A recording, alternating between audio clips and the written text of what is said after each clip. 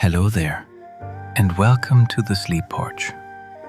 Tonight, we're turning our attention to memory, the invisible process that quietly shapes who you are, what you know, and how the past follows you into every new moment. Memory is not just a simple storage system. It is alive, flexible, and constantly at work, weaving together experience, emotion, and expectation into the story you call your life. If this content interests you, please take a moment to like the video and subscribe to the channel. Your support motivates us to continue creating more meaningful videos. Every skill you've learned, every face you recognize, every feeling of familiarity or nostalgia begins here. Memory can be precise or strangely unreliable. It can protect you, surprise you, and sometimes mislead you. It allows the brain to reach backward into the past and forward into the future, often at the same time. Even now, as you listen, memory is shaping what you notice, what you understand, and what will remain with you later. In this journey, we'll explore the many ways memory works behind the scenes, how it forms, how it changes, and why forgetting is just as important as remembering. It's a topic that touches sleep, emotion, learning, identity, and imagination.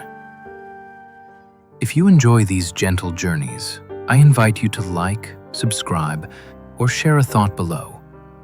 It helps others find their way here as well, one sleepy soul at a time. But for now, all you need to do is rest.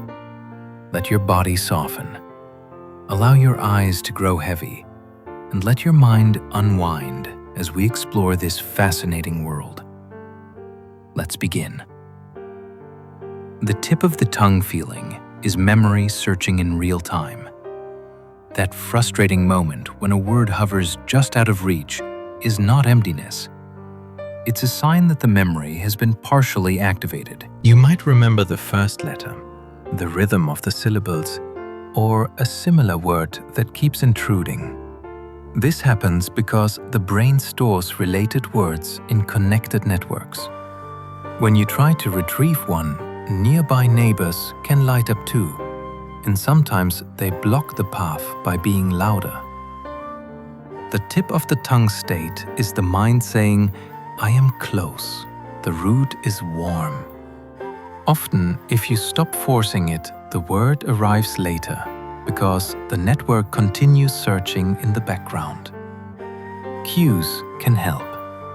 Think of the context where you used the word before, or a phrase that usually contains it.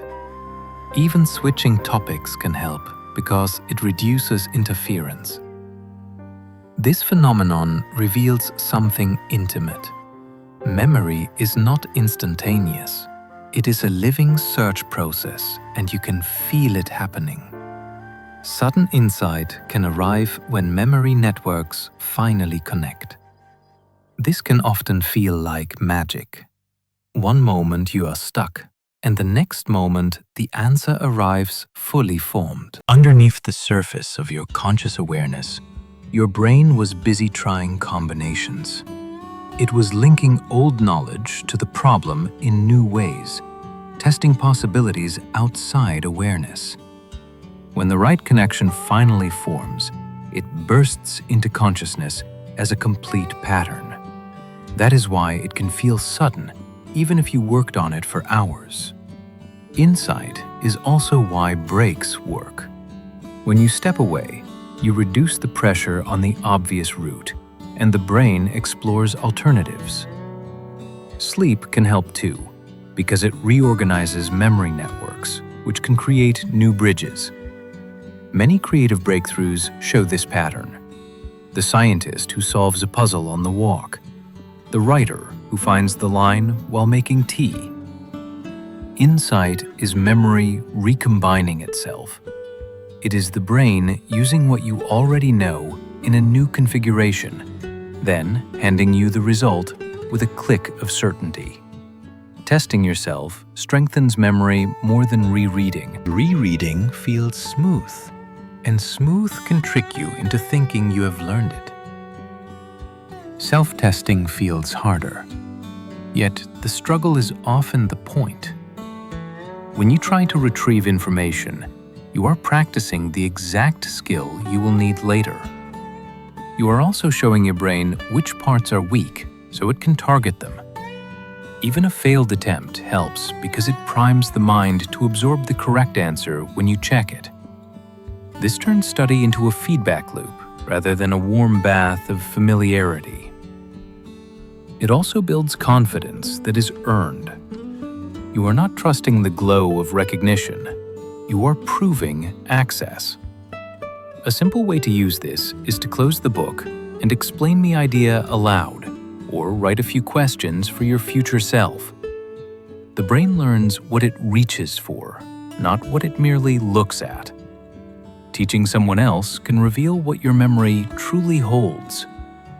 When you teach, you cannot hide behind recognition. You have to build a clear sequence, choose examples, and notice where your explanation falls apart. That moment of wobble is gold because it shows you the edge of what you truly know. Teaching also forces you to translate information into your own words, which creates a more personal and more searchable memory. If you can explain something simply, you have likely built strong connections around it. If you cannot, you have discovered the gap before it surprises you later. There's also a motivational shift. Teaching makes learning feel purposeful because you're serving someone else, not just collecting information. That purpose increases attention. You do not need a classroom to use this. Teach a friend, talk to a pet, or record a voice note that explains the idea like a short story. Your memory will show itself. Writing by hand can deepen learning through slower processing. Handwriting is slower than typing, and that slowness can be a gift. When you cannot capture every word, you are pushed to summarize, select, and restructure. That active processing helps the brain build meaning rather than a transcript. The physical act also adds a motor pattern which can create an extra route back to the information. Many people notice that handwritten notes feel more memorable even when they are messy. The mess often reflects thinking. Typing can encourage copying because it is fast and effortless. Copying can look like study while leaving understanding shallow. Handwriting tends to demand choices. What is the main point? What is the example? How does this connect to what I already know? Those choices are memory work. This does not mean keyboards are bad. It means the best notes are the ones that force you to think. When you slow down enough to transform the idea stays. Sleep after studying often helps more than extra practice. After you learn something, there's a window where the memory is fragile, like wet paint. More practice can help, but so can stepping away and letting the brain do its behind-the-scenes work. Sleep is powerful here because it reduces new input and gives the brain a chance to stabilize what you already laid down. That can make tomorrow's recall faster and less effortful, even if you did not touch the material again. You can feel this when you practice a piece of music. At night it is clumsy, and the next day it flows better. The improvement can surprise you because it feels unearned. It is earned, just not by your daytime effort. This is why late-night cramming can backfire. You may gain short-term familiarity, then lose the deeper benefit that comes from rest. Sometimes the smartest study move is to stop. Walking can improve recall by calming the nervous system. There is a reason ideas return when you start moving. Walking can lower the body's threat posture and settle the mind into a more open state. In that state, attention is less clenched, and memory retrieval can become easier.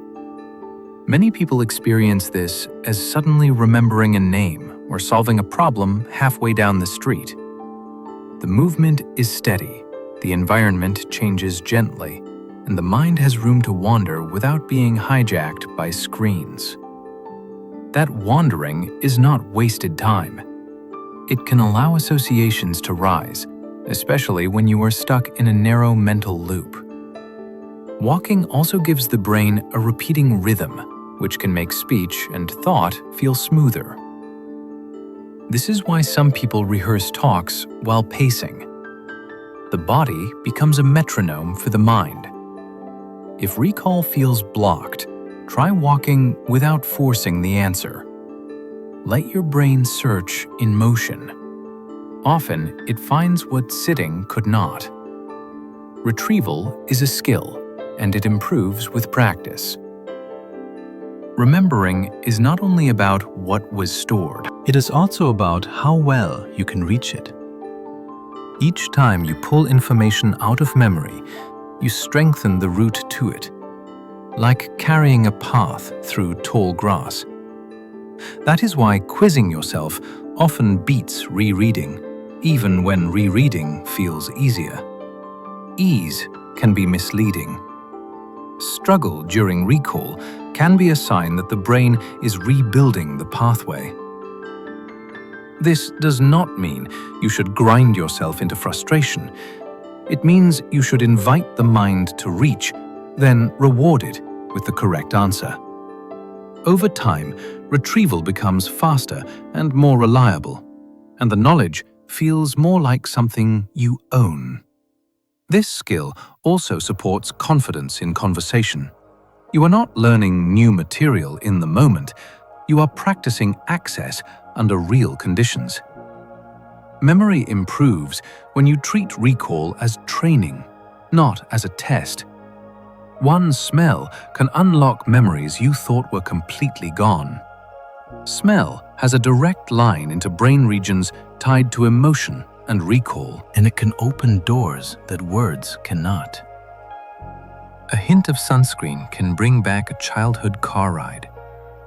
A certain soap can return you to a hallway you have not pictured in decades.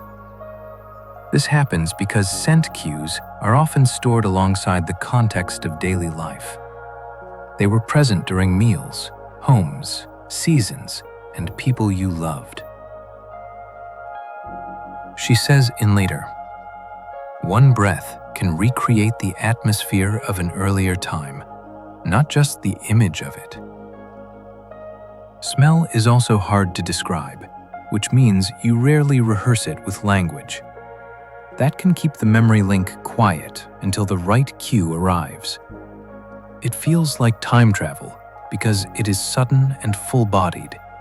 Your mind is not searching, it is being poured. A short nap can rescue fragile new memories. A nap is like an emergency save. If you learn something and then your day keeps blasting you with new tasks, those new tasks can crowd out what you just studied. A brief nap reduces that interference and can help protect what is still delicate. People often report waking with a clearer grasp of what felt slippery, especially for names, word pairs, or subtle distinctions. The nap does not need to be long. Even a short dose can shift the brain into a different mode, one that favors stabilization over constant intake. It can also reset attention, which makes the next learning session more efficient. Think of it as closing your eyes to close your tabs. You return with fewer mental windows fighting for space.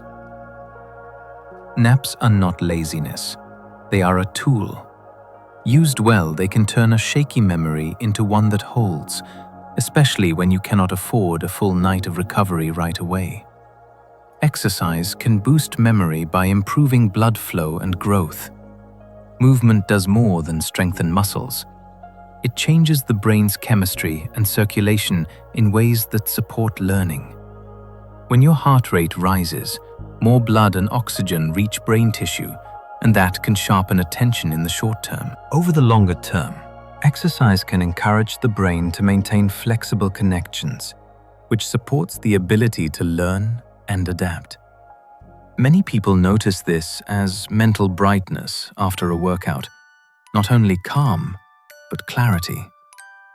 Exercise also helps regulate stress signals, which can otherwise crowd the mind with urgency. That regulation creates a better internal environment for memory formation. The effect can be practical. A walk or a workout before studying can make focus steadier. Regular movement can also help you feel more consistent day to day, which helps learning accumulate rather than resetting each morning. You do not need extreme training. The brain responds to rhythm. A little often can be enough to change how well you remember your life. Sunlight timing can affect sleep and memory the next day. Your brain keeps time using light, and that timing influences how alert and mentally sharp you feel. Morning light helps set your internal clock, which can make it easier to fall asleep at night. When sleep timing stabilizes, memory benefits because your brain gets consistent recovery and consistent learning windows.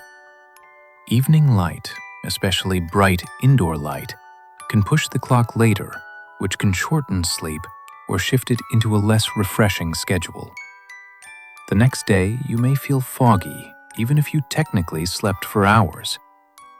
It is not only about duration, it is about alignment. This is why a bright morning walk can feel like a reset button, and why dimmer evenings can make the mind feel more ready to rest. Light is not just for vision, it is information for your brain's timing system. When timing improves, memory often feels steadier and more reliable. Hydration matters because the brain is sensitive to small shifts.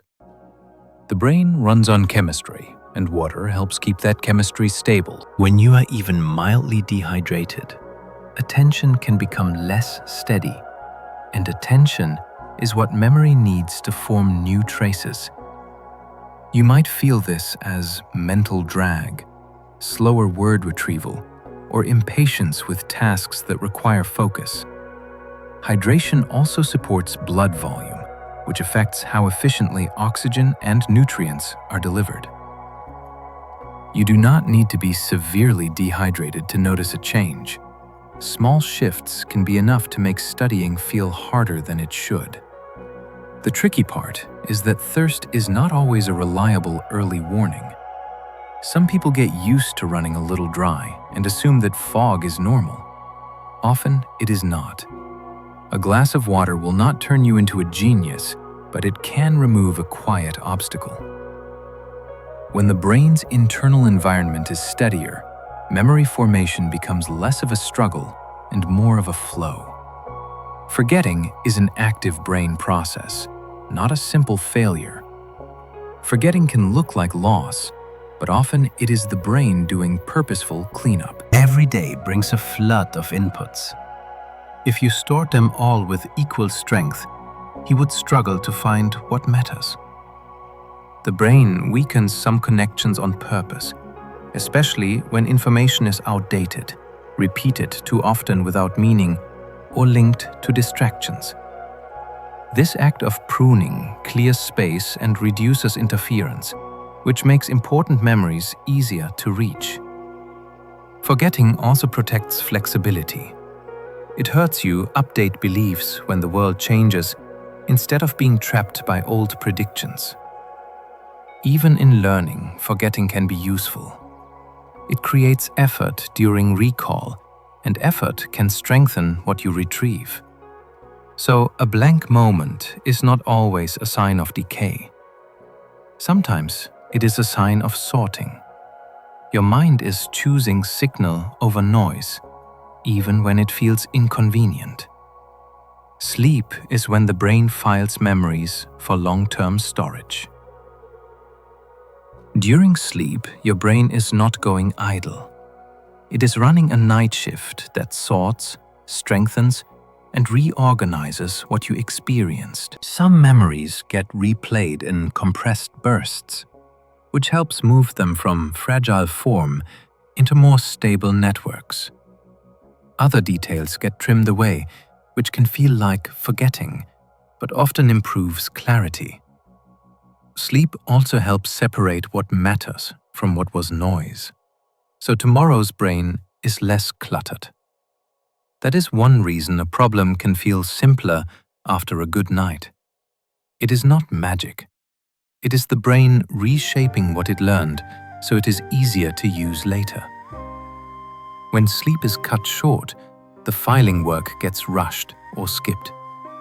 The next day you can still function, but your mind is carrying loose papers instead of organized folders. A familiar song can resurrect a whole chapter of life. Sometimes it happens in the first 2 notes. Your body reacts before your mind explains why. Suddenly, you are back in a specific year, with a specific person, in a specific car, with the air smelling a certain way. This is because songs are often replayed during repeated routines, commutes, parties, breakups, summer jobs. The brain links music to a moment in life through repetition. Over time, a song becomes a trigger that carries many signals at once. Timing, emotion, and setting arrive together like a wave. What feels almost magical is that the memory doesn't return slowly. It comes back as a complete atmosphere. This is sometimes seen powerfully in people with dementia. Someone who struggles to recognize family members may suddenly sing along perfectly, then speak with new clarity for a brief moment. The song is not just entertainment. It is a handle for storage, able to pull up a deep drawer you forgot was there. Multitasking splits attention, and memory pays the price. Doing 2 things at once can feel efficient, but the brain is usually switching rather than sharing. Every switch carries a cost. You lose part of the thread, then spend energy rebuilding it. That rebuilding is often invisible, yet it appears later as mistakes, missed details, and weaker recall. That's why you can read a page while half watching a video and realize you absorbed neither. It is also why driving while distracted is so dangerous. The mind cannot fully encode what it never fully attended to over time. Constant switching can make everything feel shallow. You touched many tasks, but you did not sink into any of them long enough to form strong memory traces. Single tasking is not the moral virtue. It is a biological advantage. Depth of focus gives the brain clean material to store and clear paths to retrieve. Stress hormones can glue some moments into memory and erase others. Under stress, the brain shifts into a mode built for survival. Chemicals surge that sharpen attention and prepare the body to act. If the stress is moderate and brief, the brain may tag the moment as important and store it strongly. That is why people can remember where they were during a frightening event. But when stress becomes intense or prolonged, memory can fracture. You might remember a few sharp snapshots, yet lose the sequence around them. Later, you may struggle to recall ordinary details from the same day. This is not weakness, it is triage. The brain is prioritizing quick learning over rich storytelling. It is also why calm repetition helps learning more than panic does. A stressed brain is trying to escape. A steady brain is able to study. The memory you get depends on the state you are in. Your memories are rebuilt each time you recall them, not replayed. When you remember something, your brain is not pulling a file off a shelf. It is reassembling a scene from pieces, like rebuilding a song from a few notes and rhythms. The strange part is that this rebuilding makes the memory temporarily flexible. New details can slip in, and old details can drift out. A question, a mood, or a later conversation can change what feels true about the earlier moment. Then, the updated version gets stored again. Over years, this can turn a sharp memory into a smoother story that fits who you are now. It is not proof that your mind is broken. It is proof that memory is designed for meaning, not perfect recording. Some people remember almost every day of their lives. A small number of people have an ability often called highly superior autobiographical memory. They can look at a date and tell you what day of the week it was, what they did, and even what the weather felt like. Their recall can be fast and detailed, like a personal calendar that never stops updating. It can sound like a superpower, but it is not always pleasant. Many describe it as relentless. Embarrassing moments, grief, and old arguments can return with the same force as the day they happened. Forgetting is usually a gift because it lets emotions fade and leaves room for the present. With this kind of recall, the past can feel crowded. Researchers are still debating why it happens. It may involve unusual habits of reflection or differences in how memories are organized and retrieved. Either way, it reveals how wide the human memory spectrum truly is. Others lack mental imagery, yet still form strong memories. Some people do not see pictures in their mind when they imagine. Ask them to visualize a beach, and they understand the idea, but there is no internal movie. This experience is called aphantasia, and it can surprise people who assumed everyone's mind works the same way. Yet these individuals can still remember their lives, recognize loved ones, and learn complex skills. Their memories may lean more on concepts, relationships, and verbal detail. Instead of replaying a scene, they might recall what happened in a structured outline. They may be excellent at facts and reasoning, even if they cannot summon a vivid image. This shows something important. Memory is not one format. It is a collection of formats. And the brain can store life using different types of representation. If your mind is not a cinema, it can still be a library, a map, or a soundtrack. You can form a new memory in under a second. A single glance can be enough for your brain to stamp in something new. It might be a face at a doorway, a sudden warming, or a surprising word that catches your attention. In that instant, networks of neurons shift their timing together, like a crowd clapping into the same beat. The brain is always sampling the world, but only a few moments get promoted into something you can recall later. Surprise helps. Relevance helps. So does emotion, because it tells your mind that this moment may matter again. This speed is a survival feature. It lets you learn fast from danger, opportunity, and social cues. Then, minutes later, you might swear you always knew it. That is how quickly the mind can update itself.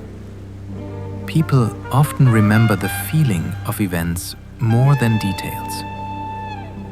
Many memories keep an emotional fingerprint even after the facts blur.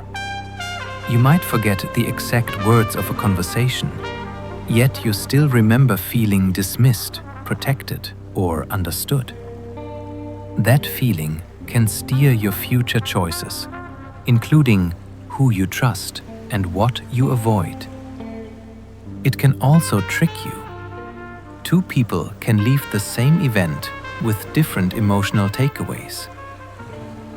Then each one feels sure their version is the true one. This happens because the brain stores meaning efficiently. It keeps what helped you predict the world last time in everyday life. This is why nostalgia can be so powerful. A simple place can bring back warmth, even when the timeline is fuzzy. Your mind is often saving the verdict, not the transcript. Your brain can invent vivid memories that feel completely real.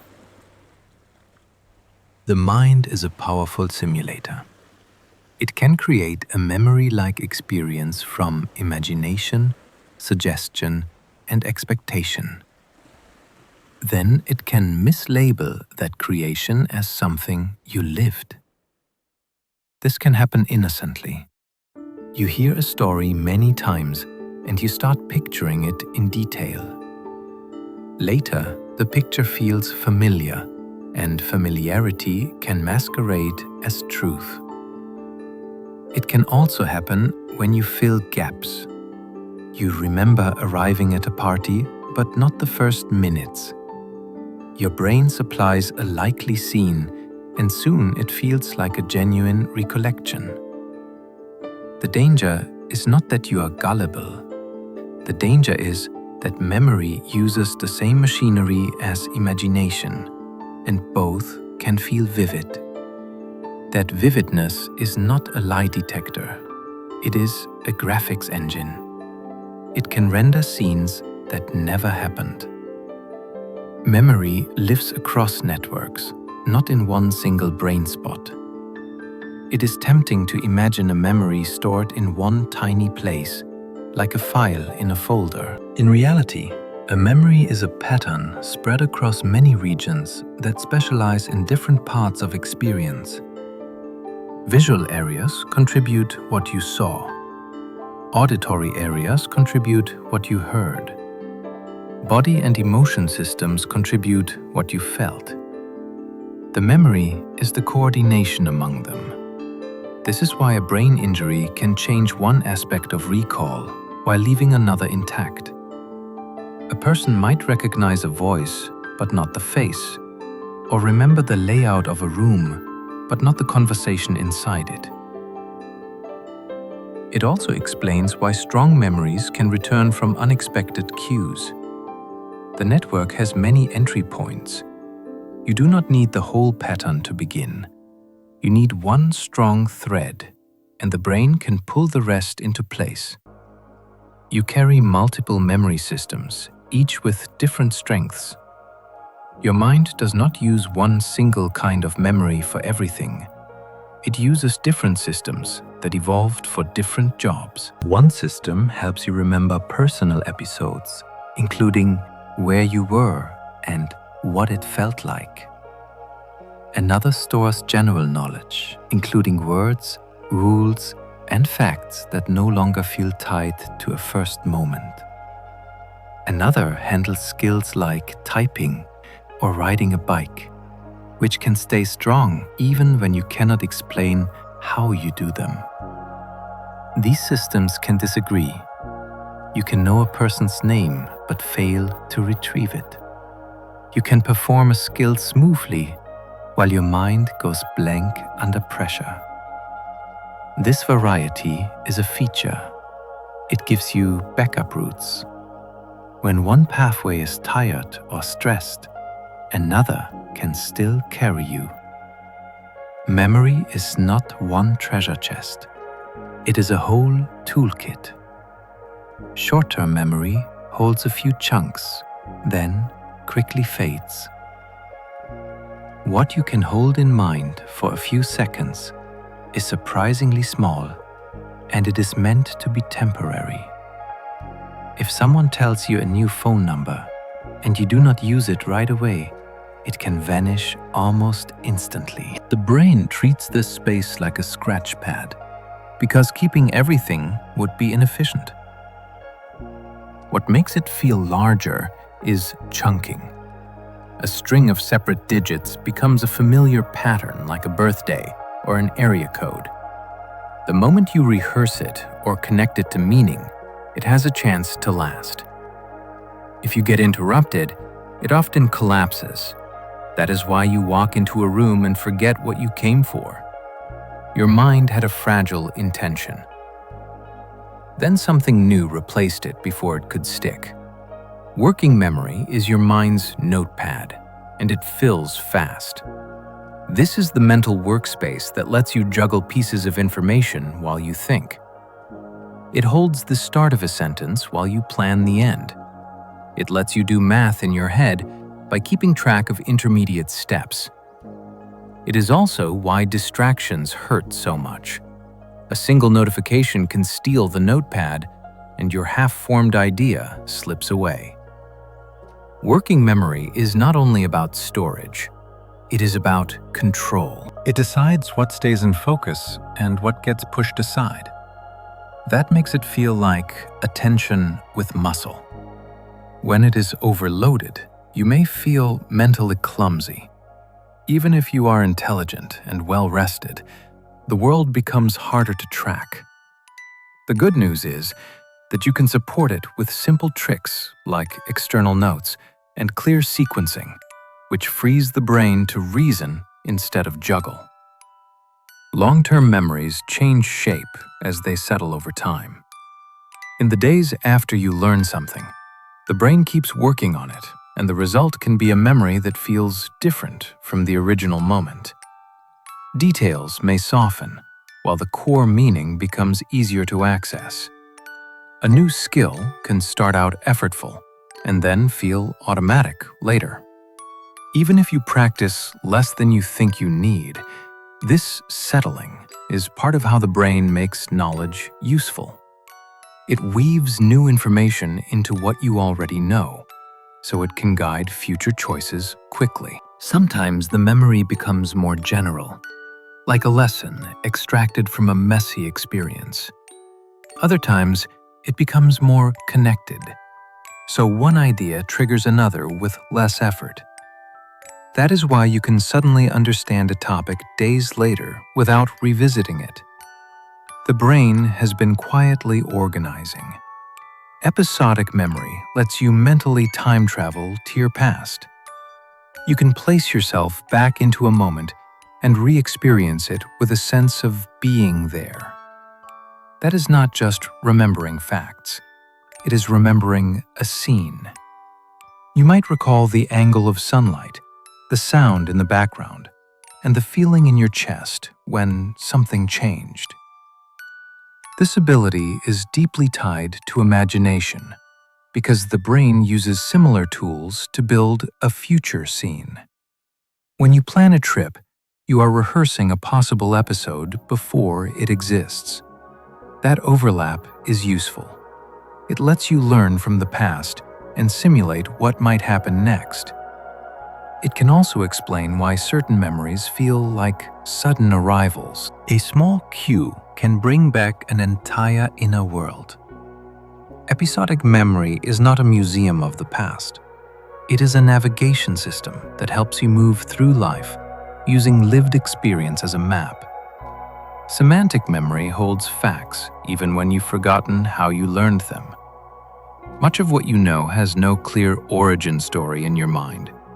You know that fire burns, that winter is colder than summer, and that words carry meaning.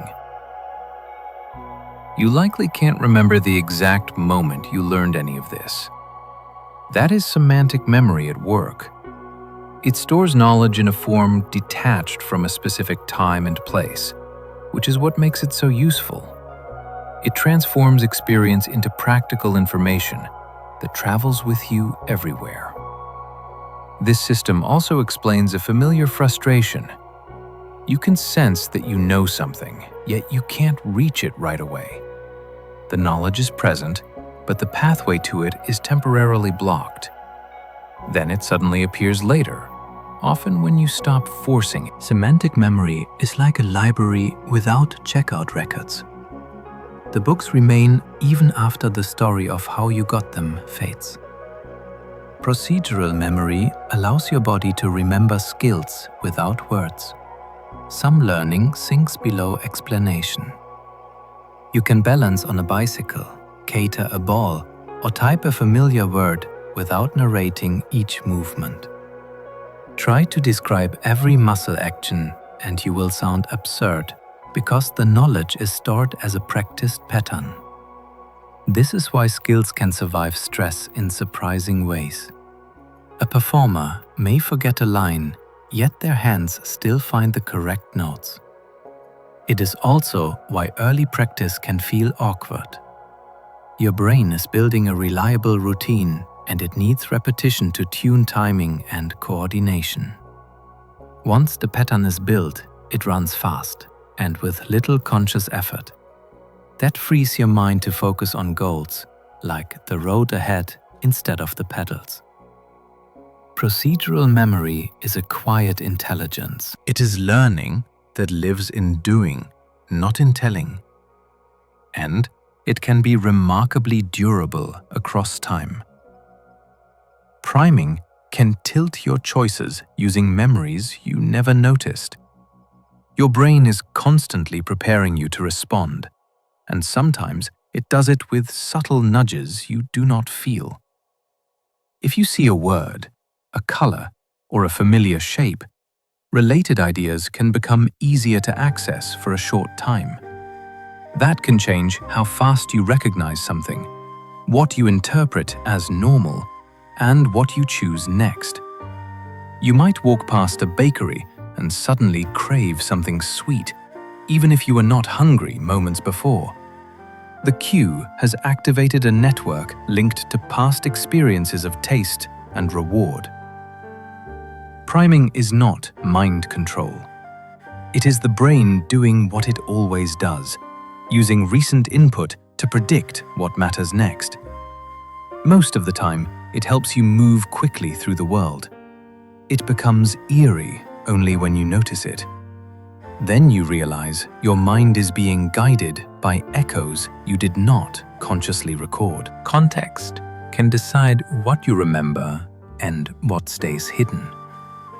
Memory retrieval often depends on matching the situation where the memory was formed. A scent, a room, or even a certain kind of background noise can make recall smoother. That is why you can struggle to remember a detail at one desk, then it returns as soon as you step outside. The brain stores information alongside surroundings, because surroundings help locate the right file. Students sometimes notice this when they study in one place and test in another. The knowledge is there, but the cues are different. Context includes internal state too. If you learn something while calm, you may retrieve it more easily when calm again. This does not mean your memory is fragile. It means it is organized. The brain uses context like a set of labels. Change the labels, and searching takes longer. Restore them, and the memory becomes strangely effortless. A single cue can pull a whole scene back to life. Sometimes, one small detail acts like a key that opens an entire room. You hear a particular laugh, and suddenly you remember the restaurant, the table, and what you were wearing. The brain stores experiences as linked patterns, so activating one strong piece can ignite the rest. This is why certain objects feel loaded. A ticket stub can bring back the day it came from, even if you have not thought about it in years. It is also why memory can feel involuntary. You did not choose to remember because the cue did the choosing for you. In everyday life, this linking is helpful. It lets you make quick sense of a situation by retrieving a related past experience. It can also surprise you with forgotten chapters, which return not as facts, but as atmosphere. One cue, then a whole world. The hippocampus helps bind experiences into coherent episodes. Think of a day as a scatter of sights, sounds, and moments. This structure helps stitch those pieces into a single event you can later revisit. Without that binding, you might remember fragments without a clear scene, a laugh with no room attached to it, a face with no story. This is why damage here can leave people able to hold a conversation, yet unable to form new, today memories that hang together. It is also why place can be such a powerful anchor. The brain's internal map-making links what happened with where it happened, turning a street corner into a chapter marker. When the binding works well, you do not just recall information. You re-enter an episode with a beginning, a middle, and a sense of, that was me back then. Moving through time, the amygdala tags memories with emotional importance. Some moments arrive with a built-in spotlight, a near miss in traffic, a sudden shout, a message that changes everything. This system helps decide fast that something matters. Then, it boosts the chances that the moment will stick. It is not trying to make you dramatic. It is trying to keep you safe. That emotional tag can make certain details feel sharper, like the sound of a voice or the look on a face. Later, even a small reminder can bring the feeling rushing back, sometimes faster than the story. This is why fear learning can be so stubborn, and why comfort linked to safety can be so soothing. The tag is not a guarantee of accuracy. It is a priority stamp. Your brain is saying, remember this. It might protect you later. The prefrontal cortex guides what gets remembered right now. While you listen, your mind is constantly choosing what deserves a spot in memory. This part of the brain acts like a director. It points the camo. It decides whether you hold on to a name, a step in a plan, or the thread of a conversation. When you are tired, distracted, or overwhelmed, the directing power weakens.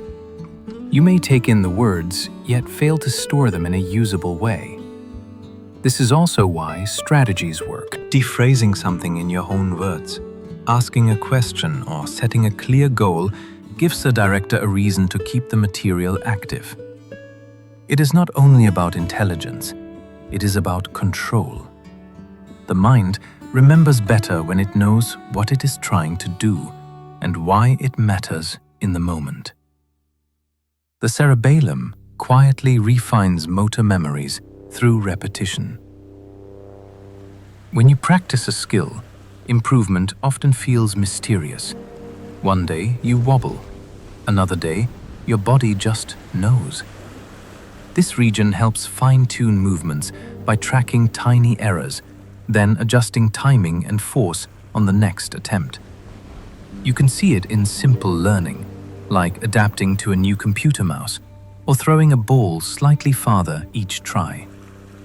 The lesson is stored in the body's calibration, not in a spoken explanation. That is why you can get better without feeling like you are thinking harder. It is also why practice needs feedback. A wrong note, a missed step, a late swing. The brain uses the mistake as a measurement, then quietly updates the next performance. Over time, the motion becomes smoother, more efficient, and less tiring. Repetition is not mindless here. It is the raw material for precision. Memory relies on synapses changing their strength over time. Between neurons are tiny connection points where signals pass. Learning changes how strongly those signals travel. After a meaningful experience, the same pathway can become easier to activate, like a trail that is packed down by repeated footsteps. This is one reason practice works, and why a single powerful experience can leave a lasting mark. The change is not just electrical. Cells can adjust receptors, release chemicals differently, and remodel the connection itself. That is how remembering becomes physical. It is not stored as a single object. It is stored as a tendency for certain patterns to happen again. This also explains why memory can fade. If a pathway is not used, it can weaken, and competing pathways can take over. Your brain is always balancing stability with flexibility, strengthening what proves useful and letting other links soften. New connections form, and older ones can be pruned away. Your brain is not trying to keep everything forever. It is trying to keep what helps you function. When you learn something new, networks can grow fresh branches, making new routes for information. At the same time, the brain can trim connections that are noisy, unused, or inefficient. This trimming is not a tragedy. It is maintenance. It makes signaling cleaner and reduces confusion between similar memories. You can feel this in skill learning. Early on, many approaches compete. Later, the best route wins and the others fade. Development is full of this process, too. As children grow, the brain keeps the connections that match the environment they actually live in. Then it lets go of others. It is like sculpting. More material at first, then careful shaping. What remains is often faster, sharper, and better tuned to real life. Your brain rewires itself when learning becomes meaningful. A fact you half hear can disappear. A fact that connects to your life can settle in and stay. Meaning acts like glue because it ties new information to existing networks. If you learn a medical term because a loved one needs care, it suddenly has weight. If you learn a street layout because you are exploring a new city alone, it becomes part of your personal map. The brain is not only storing content, it is storing relevance. This is why stories teach so well. They give information a purpose, a sequence, and a reason to care. It is also why learning can accelerate once you find the hook. The moment a topic feels connected to identity, curiosity, or need, attention changes, effort feels lighter, practice feels worthwhile. The brain starts building stronger roots because it expects to use them again. Attention is the doorway that decides what can be remembered. You cannot store what your mind never truly takes in. Attention is the gatekeeper that decides which signals become learning and which dissolve into background noise. This is why you can miss something obvious right in front of you when your focus is elsewhere. The world is full of information, but your brain has to be selective or it would drown. When attention lands on something, the brain enriches it. Details become clearer. Time can feel slower. The moment has a better chance of becoming a memory you can retrieve later. This also means memory is not only about the past, it is about the present. If you want something to stick, the most powerful move is often simple. Slow down. Look again. Listen as if it matters. The doorway opens wider when you stop rushing past your own experience. Curiosity boosts learning by priming the brain's reward systems. Curiosity is not just a feeling. It is a mental state that changes how you take in information.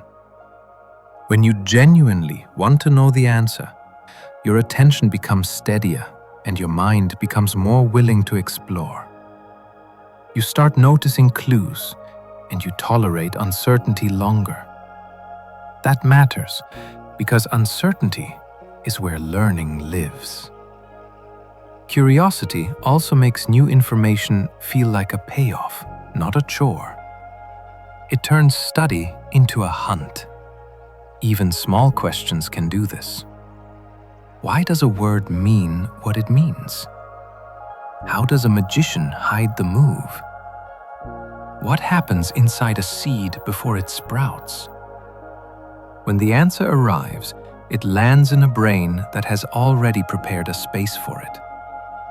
This is why good teachers ask questions before giving explanations. Curiosity opens the mental envelope, so the message actually gets delivered. Dopamine helps mark experiences as worth remembering later. This chemical is often described as a pleasure signal, but its bigger job is teaching your brain what to pay attention to next time. When something is surprising, rewarding, or meaningful, dopamine helps stamp it as important. That stamp can turn an ordinary moment into a lasting lesson. Think about learning a new route home. The first time you spot a strange landmark, your mind lights up and the scene sticks. Or imagine finally understanding a confusing idea. The relief and excitement act like a signal that says, "Keep this." Dopamine also supports motivation, which means it can pull you back toward practice before you forget. When that system is underpowered, learning can feel flat and memories can feel less sticky. Your brain is not only recording life, it is constantly ranking it. Novelty makes memories stick by waking up alerting networks. Your brain treats the new as potentially important because new things could be threats or opportunities. When you encounter something unfamiliar, attention sharpens and perception becomes richer. That extra clarity gives memory better material to store. It is why your first days somewhere often feels vivid, even years later. The strange hallway, the new faces, the small details you would normally ignore.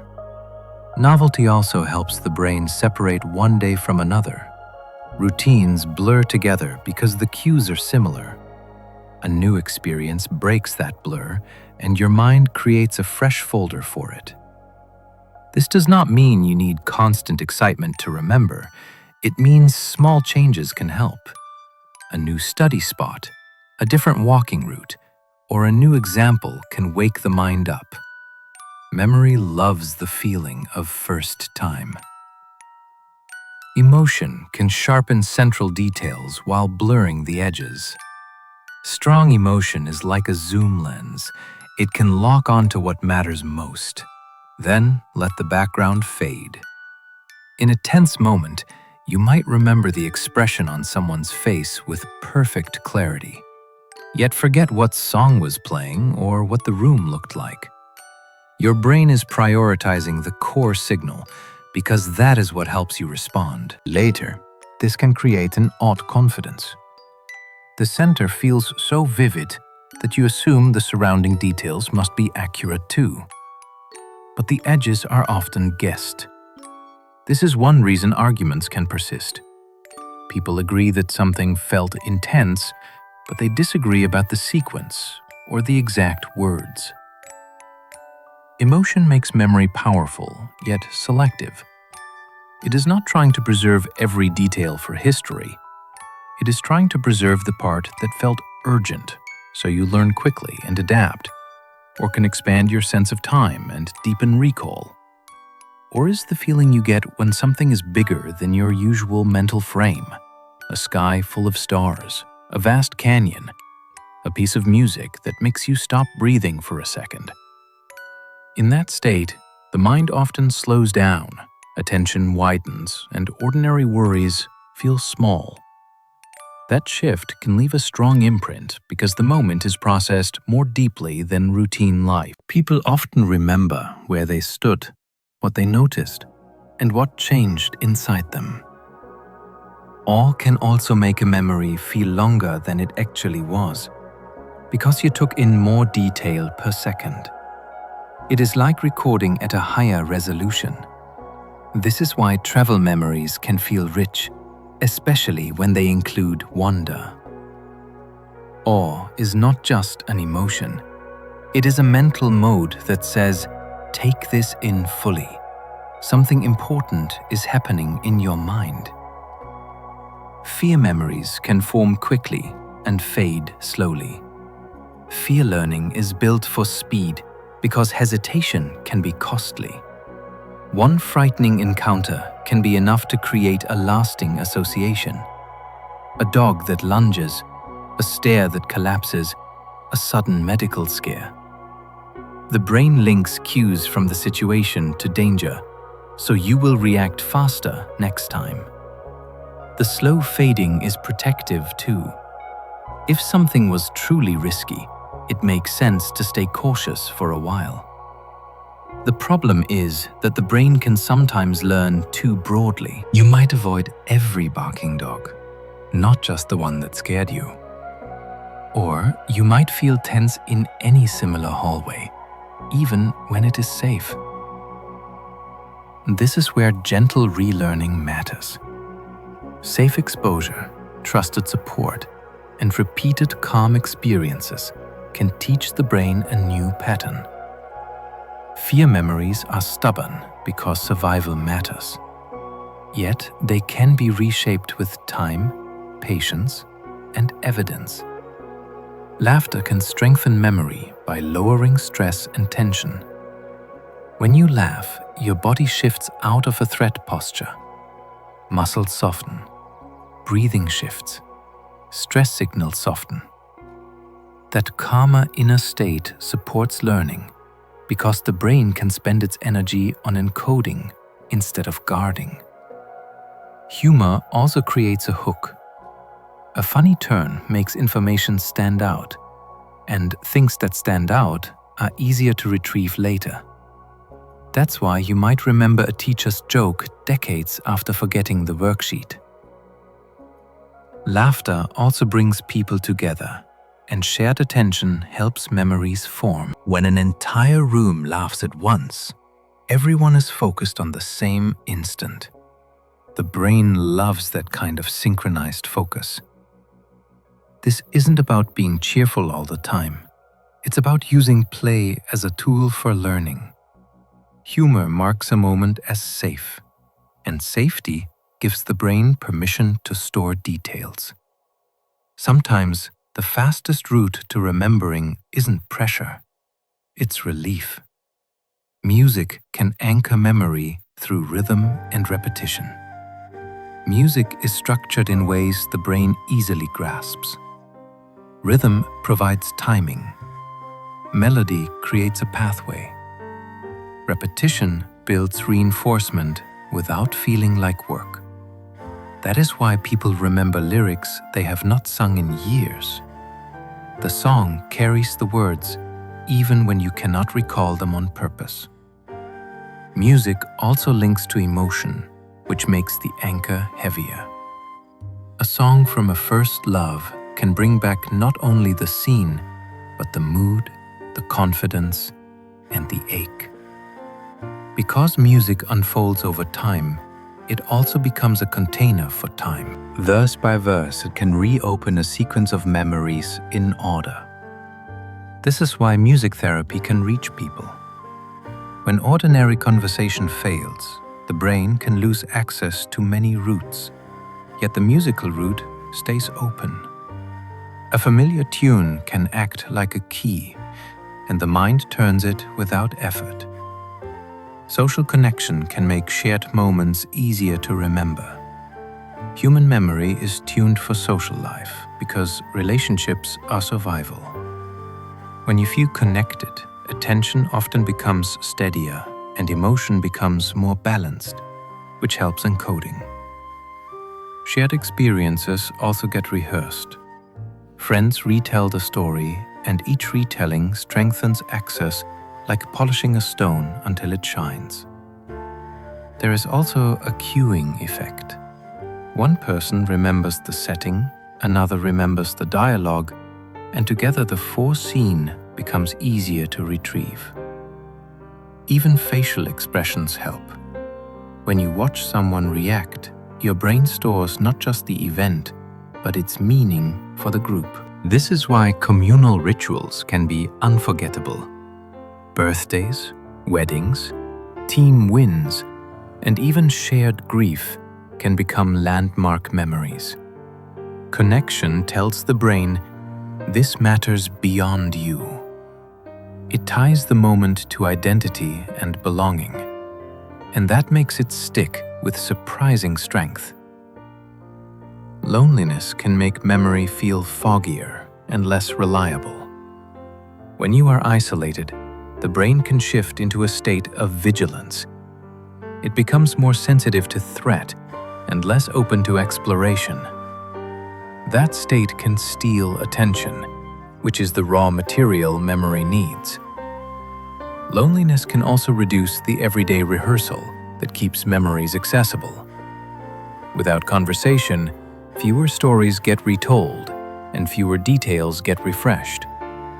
Over time, days can start to blend because fewer moments stand out as socially meaningful. This can create a cruel loop. Foggy memory makes social interaction feel harder, and that can deepen withdrawal.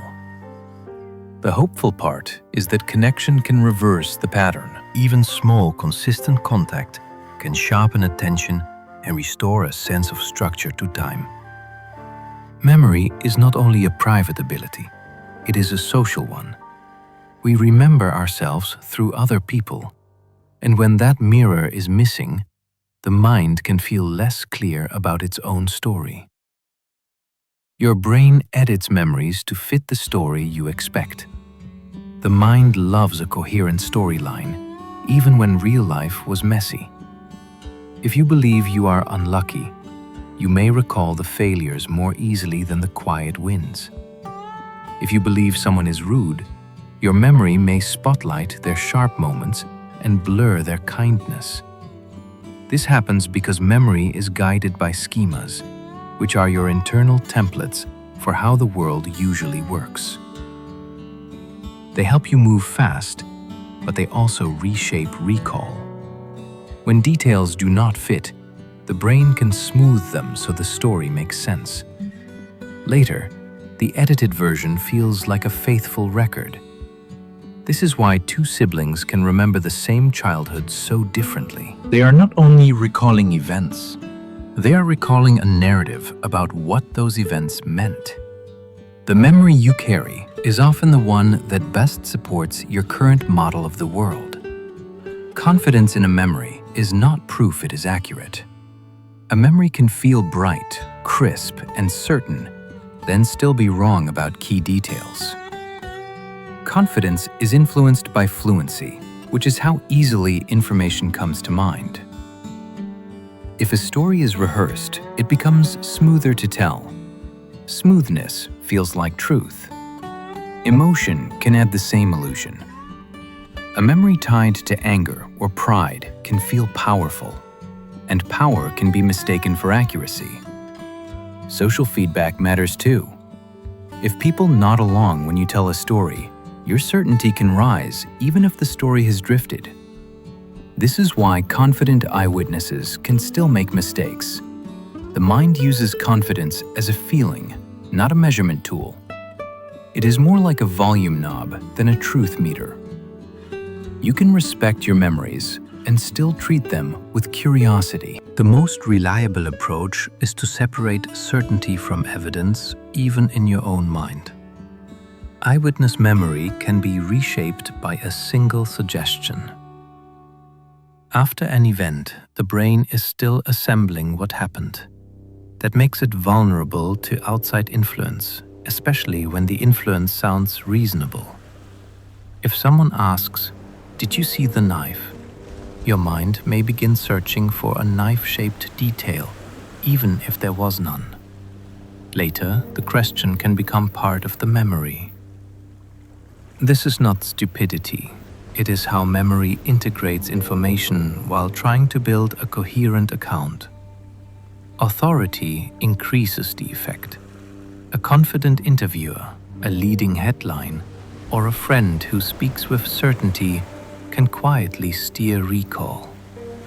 The more times the suggestion is repeated, the more familiar it feels, and familiarity can become belief. This is why careful interviewing is so important in investigations.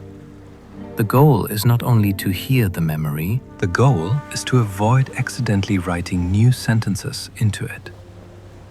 the brain fills gaps with best guesses, then believes them.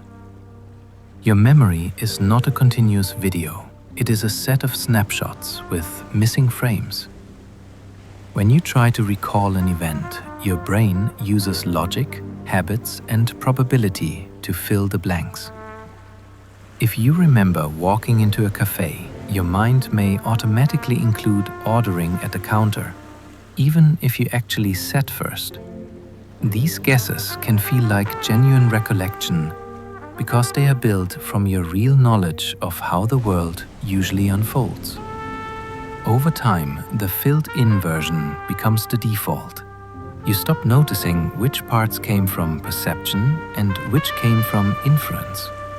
This is called confabulation. When it becomes extreme, but the everyday version happens to everyone. It is why memory can be persuasive, even when it is partly constructed. The mind is not lying to you. It is completing a pattern. It would rather deliver a whole story than admit, "I do not know." Misinformation can blend into memory like it was always there.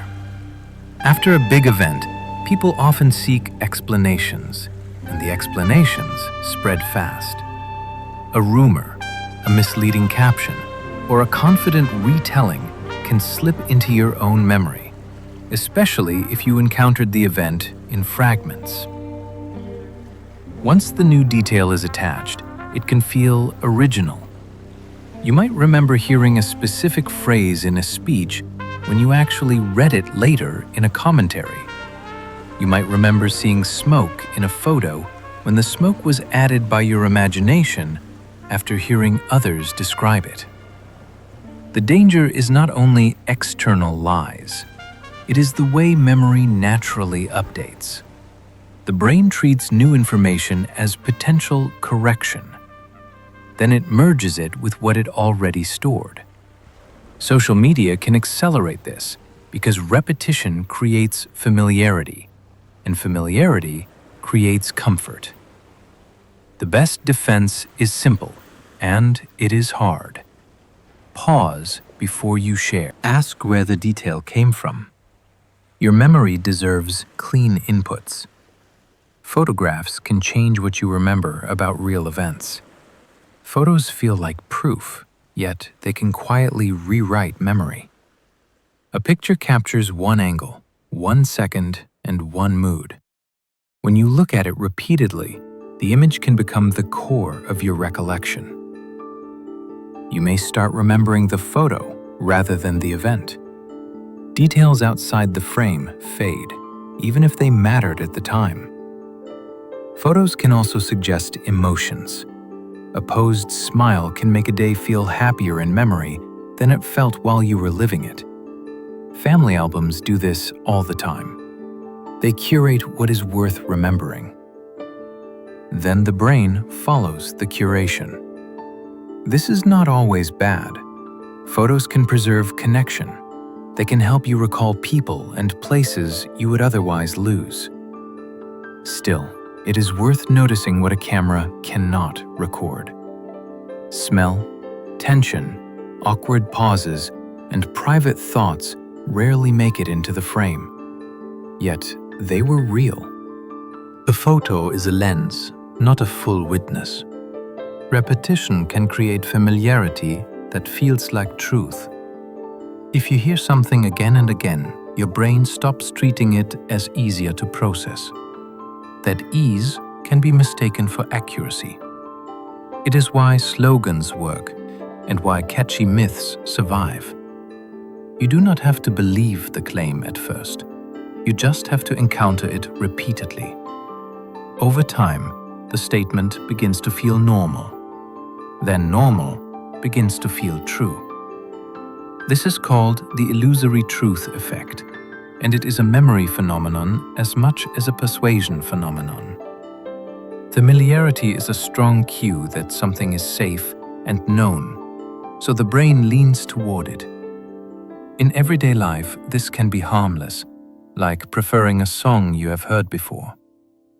In information environments, it can be dangerous because it rewards repetition over evidence.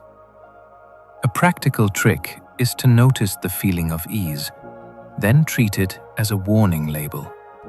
Smooth is not the same as correct. Two people can remember the same moment in opposite ways. Memory is filtered through goals, fears, and attention. In the same conversation, one person may focus on tone, while the other focuses on content. One may remember feeling cornered, while the other remembers feeling unheard. Later, both accounts can be sincere, and both can conflict. This is not only bias, it is also perspective. Each brain records what it needed most in that moment. Even physical position matters. If you stood near the doorway, you may remember the interruption at the door. If you faced the window, you may remember the storm outside. Then time adds another layer. Each retelling selects certain details, and selection becomes emphasis. The emphasized details become the memory's spine. This is why conflict resolution often improves when people stop arguing about what happened and start describing what they noticed. Two memories can clash as stories while still fitting together as human experiences. Memory prioritizes meaning over perfect recording. The brain is trying to help you survive and find your way, not preserve life for a courtroom record. It compresses experience into lessons, patterns, and takeaways. That is why you may remember the message of a book, but not its exact sentences. It is also why you can recall that a neighborhood felt unsafe without remembering every building. Meaning travels easily. It can guide future choices quickly. Perfect detail is heavy, slow, and often unnecessary. This bias can be useful because it lets you generalize. You learn that stoves burn, even though every stove looks different. You learn what kindness feels like, even when it appears in new forms. The cost is that details can be mixed, blurred, or lost, especially when events resemble one another. Still, this meaning-first design is one reason humans can learn so much so quickly from limited experience. Your memory is a teacher, not a camera, and the more you retell a memory, the more it changes. Every retelling is a new performance, and performances drift. You emphasize the funny part for one audience, then it becomes the main part. You simplify the timeline so the story lands cleanly. Then the simplified version becomes what you remember. You borrow a phrase someone else used because it fits, and soon it feels like your own original wording. This is not necessarily deception. It is narrative adaptation. The brain is optimizing the story for communication, and communication shapes storage. Over years, a memory can become less about what happened and more about what the story has become in your life. That can be beautiful because stories build identity and connection. It can also create false certainty because a polished story feels solid. If you want to keep a memory closer to the original, vary how you revisit it. Write it once for yourself without performance. Notice what you are tempted to edit. The edits are clues to what matters to you now. Flashbulb memories feel vivid, yet still contain eros. Some moments feel like they were photographed by the mind. You can picture where you stood, who spoke first, and the exact heaviness in the air. These are often tied to shocking news or sudden change, and the vividness can be so strong that it feels untouchable. Yet studies find that even these memories drift over time. People stay confident even as their details quietly shift. What changes most is not the emotional core, but the surrounding facts. The brain protects the feeling of, "I will never forget this," because that feeling helps you learn. It also helps you share the story with others. Retelling makes it smoother, and smoothness increases certainty. The result is a memory that feels like crystal while it is still being shaped. Vividness is a spotlight, not a guarantee. Trauma can fragment memory into sensations and flashes. During extreme threat, the brain may prioritize survival actions over building a neat storyline. Later, the event can return in pieces instead of paragraphs. A smell, a sound, a body sensation that arrives without warning. Some people remember a few sharp images, yet struggle to place them in order. That fragmentation can feel frightening because it suggests something is missing.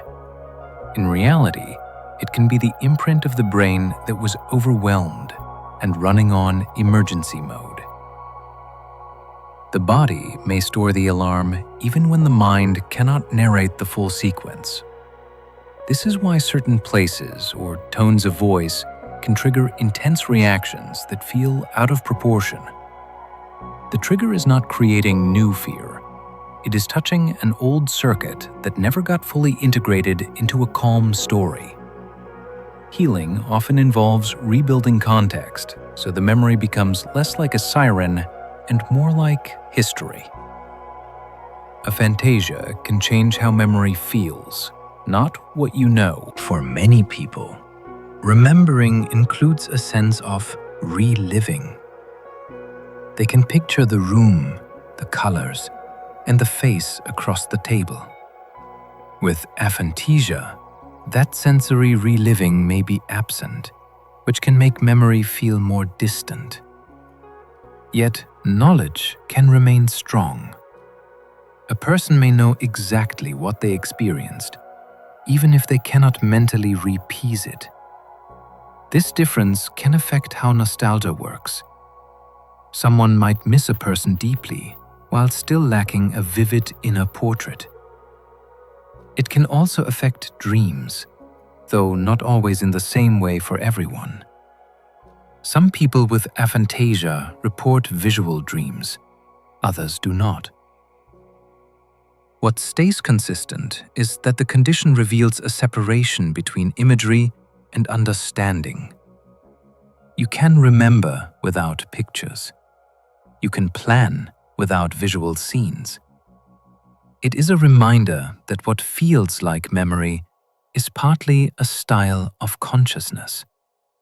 And styles vary.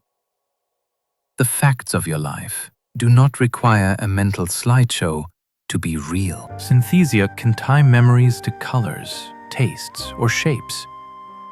In synesthesia, the brain blends senses in consistent, automatic ways. A person might hear a musical note and experience a specific color. They might see letters and feel that each one has its own shade or texture. For some, numbers have personalities or positions in space. These cross-sensory links can become powerful memory cues. If a word always feels blue, it becomes easier to spot when it is missing or wrong. If a day of the week has a distinct color, schedules can be remembered in a more structured way. Synesthesia does not make someone smarter by default, but it can create extra hooks for recall. It adds a second label to information, like tagging a file with both a name and a color. Researchers think it may involve unusual connectivity between brain regions, but usually keep sensory pathways more separate. It is a vivid example of how perception and memory can intertwine. People with propagnosia may forget faces, but remember voices. Prognosia, often called face blindness, makes facial recognition unusually difficult. A person can see a face clearly, yet it does not register as familiar, even when it belongs to a close friend. Instead, recognition often shifts to other cues.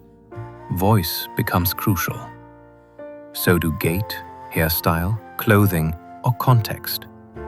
Someone might know who you are the moment you speak, or still feeling uncertain when you silently wave. This condition reveals that recognition is not one ability. It is a set of parallel systems, and faces are a specialized domain. For most people, face memory feels effortless, which hides how complex it is. Proagnosia makes that complexity visible. It can be developmental, meaning present from early life, or acquired after brain injury. Many people with it become expert detectives of non-face clues, building social memory through sound and pattern rather than features. It is a striking reminder that identity is stored in many channels. The brain can store skills, even when facts disappear. There are cases where a person cannot remember meeting you, yet they can learn a new motor skill over repeated sessions. They may swear they have never done the task before, then perform it better each time. This split shows that skill learning can be stored separately from the kind of memory that records life events. It is why habits can outlast stories. You can forget the first time you drove a car, yet still drive. You can lose the memory of piano lessons, yet your fingers find patterns on the keys. In everyday life, this is why practice can feel like it sinks in, even when you cannot explain what you learned. The how is being updated beneath awareness. This is also why rehabilitation can work after certain injuries. The brain can build new procedural routes, even when episodic recall is unreliable. It is a hopeful fact about resilience because it means learning has multiple doors. Amnesia can erase new memories while sparing old ones. Some types of amnesia interfere with the ability to form new, long-term memories, while earlier memories stay largely intact. A person may vividly recount childhood, yet struggle to remember what happened an hour earlier. They can hold a conversation and later have no memory of it. This pattern shows that memory is not a single container that simply fills up from birth onward.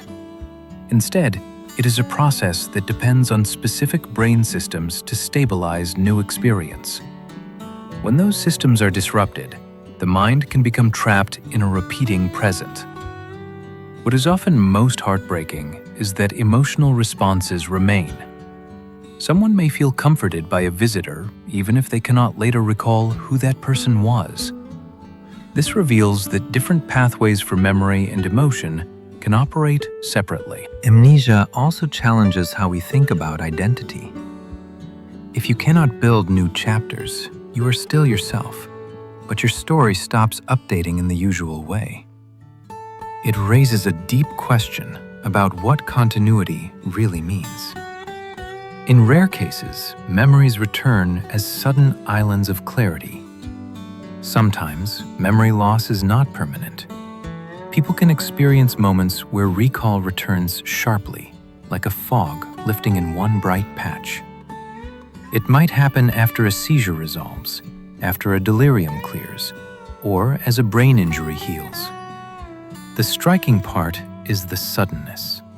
A person can go from confusion to recognizing family, recalling names, and describing recent events in a rush of coherence. These episodes can be brief or lasting, and they can be emotionally intense for everyone involved. They remind us that the brain is dynamic, not static. Access can change as chemistry, sleep, inflammation, or network stability changes. Even in ordinary life, smaller versions happen. A forgotten detail can snap back when you hear the right word, or when you return to a place you have not seen in years. The highland feeling suggests that memories can still exist, while the roots to them are temporarily blocked. When a route reopens, it can feel like waking up inside your own life. Alzheimer's often steals recent memories before older ones fade. In many people, the earliest losses are not the far past. They are the fresh pages.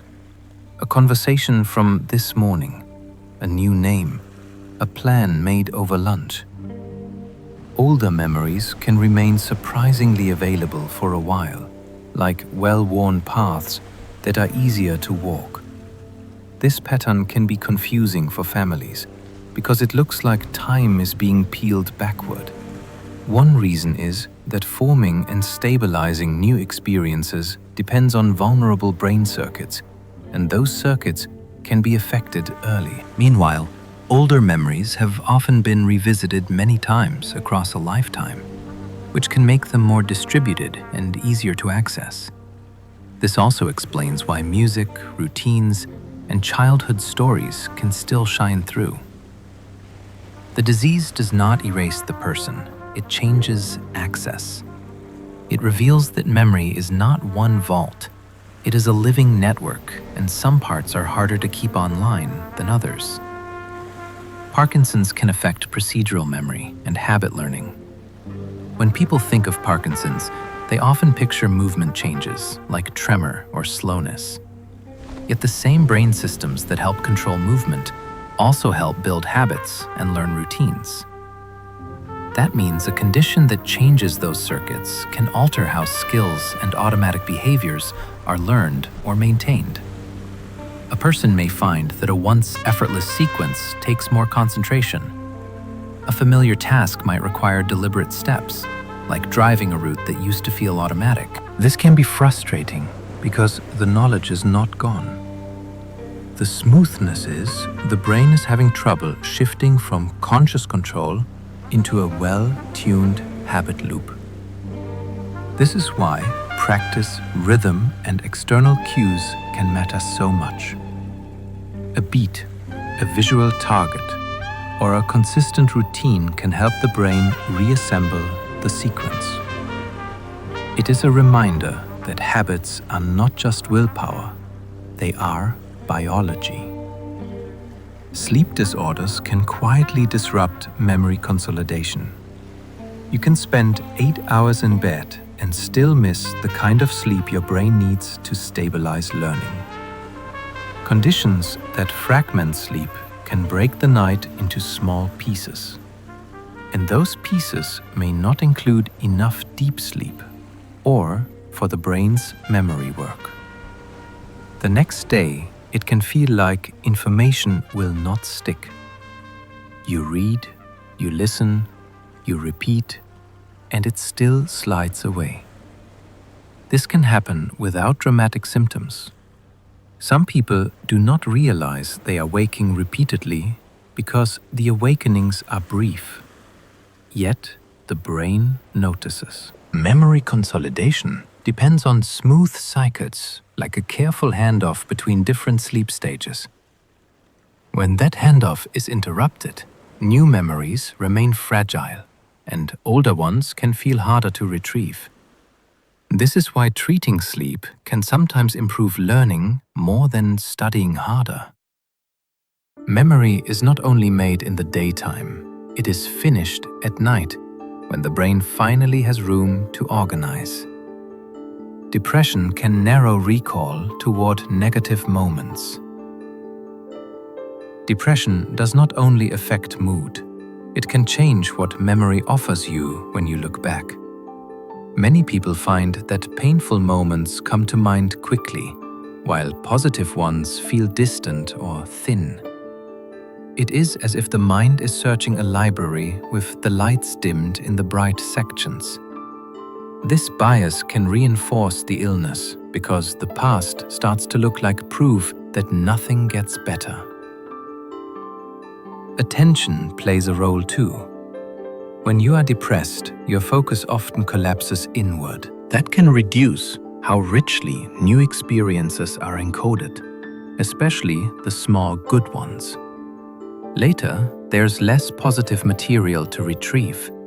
Even time can feel distorted. Days blend and memories lose texture. The hopeful part is that this pattern can shift. Therapy, social support, and treatment can widen attention again. When attention widens, encoding improves. When encoding improves, recall becomes more balanced. Memory can become a partner in recovery rather than an enemy. Anxiety can hijack attention, weakening new memory formation. An anxious brain is scanning for danger, and scanning consumes resources. If your mind is busy tracking what might go wrong, it has less capacity to encode what is happening right now. That is why someone can sit through a meeting and later realize they barely remember the content. Their attention was elsewhere, running forecasts. Anxiety also makes memory feel jumpy. You may remember the one awkward moment in high detail while forgetting the calm parts around it. This is not because anxious people are careless. It is because the brain is prioritizing threat signals. Even mild anxiety can do this, especially when it is constant. The mind becomes a security guard who never sits down. The way out is not to force memory harder, it is to lower the alert level.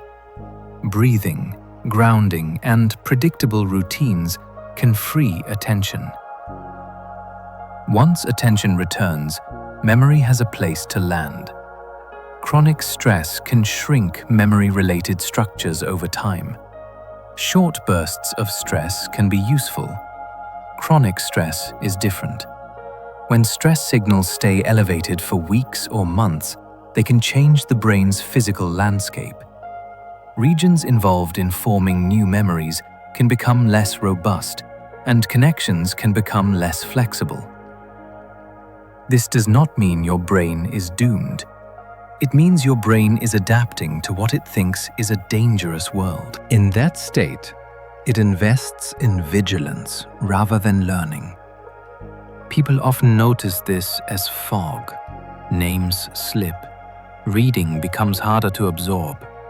The mind feels crowded with urgency.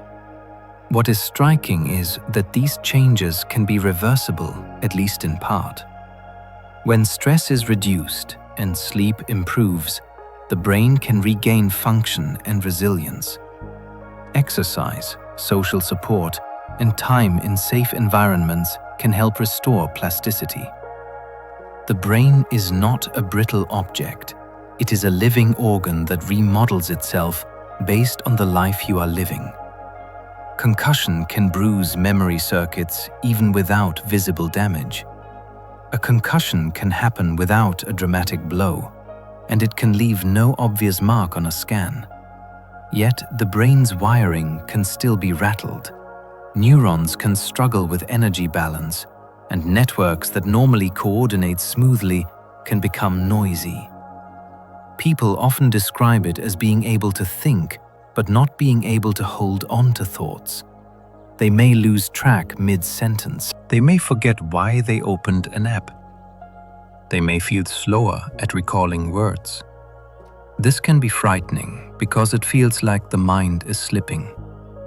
In many cases, recovery happens with rest, careful pacing, and time. The key is that the injury is often functional rather than structural in a way a scan can easily reveal. The brain is a living electrical system, and concussions can disrupt its timing. Memory depends on timing. When timing is off, recall can wobble. As timing heals, clarity can return. Some seizures can erase minutes like a missing film reel. There are seizures that do not look like dramatic convulsions.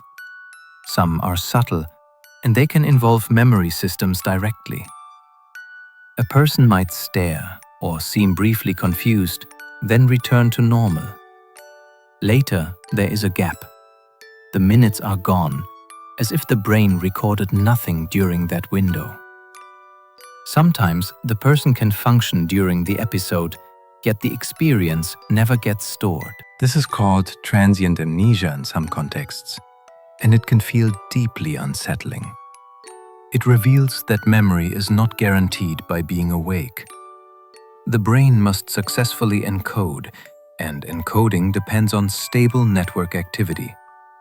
Seizure activity can disrupt that stability, especially in areas that support new memory formation. The result is a blank section in the timeline.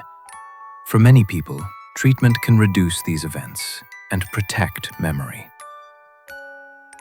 The missing reel is not moral failure. It is a physiological interruption in recording. Certain drugs can block new memory while you stay awake. Some medications can leave you awake and talking, yet prevent new memories from forming properly. People may appear normal in the moment, then later have little or no recall of what they did or said. This effect is sometimes used intentionally in medical settings because it can reduce distress during uncomfortable procedures. Outside those settings, it can be surprising and risky because the person may make decisions without later remembering them. The mechanism often involves changing how the brain stabilizes new information, especially in systems that support encoding. It is not the same as falling asleep. It is more like the brain save button has been disabled for a while. This is also why alcohol can create blackouts in some cases. The person is conscious and active, but the next day the timeline has holes. It is a stark demonstration that awareness and memory are separate functions, and they can be uncoupled. Pain can compete with memory by stealing attention. Pain is designed to demand priority. When something hurts, the brain leans toward it because ignoring pain can be dangerous. The downside is that attention is limited. If pain is loud, there is less bandwidth for learning, planning, and storing new experiences. People living with chronic pain often say their minds feel slower, And that finding words or recalling details requires more effort. This isn't because they lack strength. It's because their attention is constantly being pulled by a signal that insists, "Pay attention to me." Pain can also interfere with sleep, which further weakens the brain's ability to consolidate memories. The outcome can be a double blow: less encoding during the day and less consolidation at night. Managing pain effectively can therefore improve memory, even if nothing about a person's intelligence changes. When pain eases, attention widens, and memory can begin doing its work again. Memory can also be strengthened by connecting facts to a story. A story gives the brain a path to follow. Instead of holding scattered details, you hold a sequence of cause and effect, which makes recall feel more natural. If you want to remember a scientific idea, place it inside a small drama. Something changes. Something reacts. Something is at stake. Even a simple timeline can turn a slippery fact into something you can retrieve. This is why you remember plots from childhood books more easily than lists from school. Stories also create hooks for emotion and surprise, which makes the information stand out. You can use this intentionally. Turn a list of terms into a journey. Give them a setting and a problem to solve. When you do, you are not adding fluff. You are giving your brain structure. Structure reduces effort at retrieval because you can reconstruct the detail by following the narrative. A story is not only entertainment, it is a memory scaffold. Visualizing locations can organize memory like a mental map. Your brain is naturally good at navigating space, and you can borrow that skill for learning. When you imagine a familiar place like your home, you can store ideas in different rooms, then walk through them later to retrieve them. This technique is ancient and surprisingly effective because it turns abstract information into a journey with landmarks. You might place a key concept on the front step, a supporting detail on the sofa, and an example by the window. Later, recall becomes a stroll rather than a search. What makes it work is that locations are stable. Your mind knows where the kitchen is, so it gives the memory a reliable address. This method can also reduce anxiety during speaking because it gives you a route to follow if you blank. You are not grasping at air. You are walking through a place you already know, collecting ideas as you go. Smell-based cues can trigger recall faster than words. A scent can arrive and memory can follow before you have time to think. That speed happens because smell pathways connect deeply with emotion and memory circuits, often with fewer steps than other senses. Words require interpretation. Smell is immediate. It can pull up the mood of a place, the season, and the feeling of a person all at once.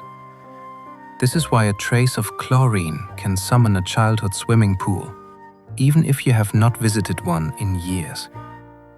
It is also why scent can be hard to ignore.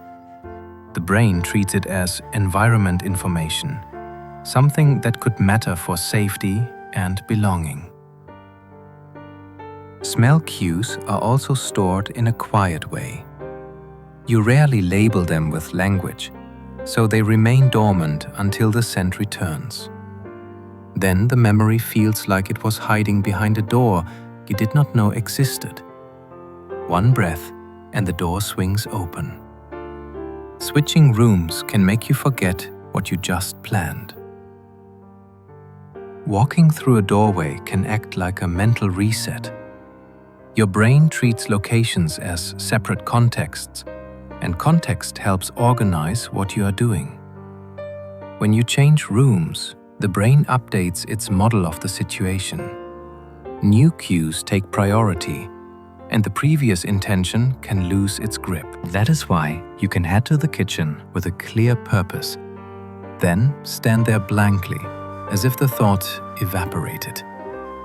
The intention was fragile, and the context shift weakened it. The fascinating part is that the memory often returns if you go back. Step into the original room, and the old cues can revive the plan like reloading a paused scene. This effect is not a personal flaw. It is how an efficient brain files tasks. It uses space like a set of folders. Doorways separate the folders. If you want to resist it, say the goal aloud as you walk, or carry an object linked to the task. You are giving the memory a bridge across contexts. Your name grabs memory because it is deeply self-relevant. In a crowded room, you can ignore dozens of conversations and still notice your name. That is because the brain treats self-related information as high priority. Your name is tied to identity, social belonging, and survival.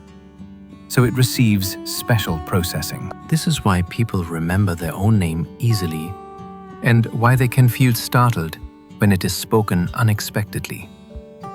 The effect also extends to other self-linked cues like your birthday, your hometown, and your personal goals. The mind flags them because they might predict something important.